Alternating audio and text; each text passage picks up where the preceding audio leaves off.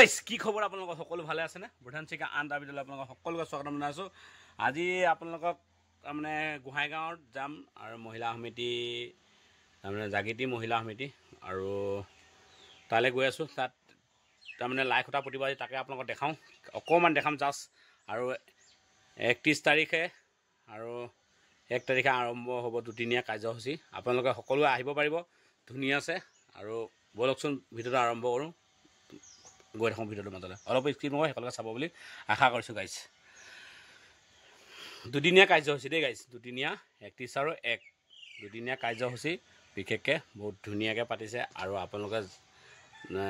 যাব বুলি আশা কৰিছোঁ 1 তাৰিখে শোভাযাত্ৰাও আছে আপোনালোকে কোনোবাই যদি জইন কৰিব পাৰিব ধুনীয়া আছে আৰু গান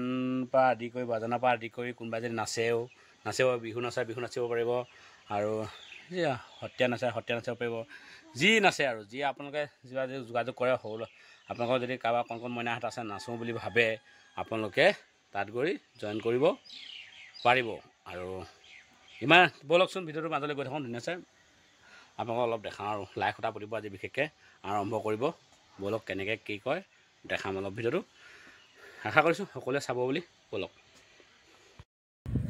আৰু জাগৃতি মহিলা সমিতি দুদিনীয়া কাৰ্যসূচীৰে আয়োজন কৰা হৈছে এই উদ্দেশ্যে আজি ৰভাৰ লাই খুঁটা হিচাপে ইয়াতে স্থাপন কৰা হৈছে এই কাম কৰিবলৈ যাওঁতে বুলি পূজা কৰি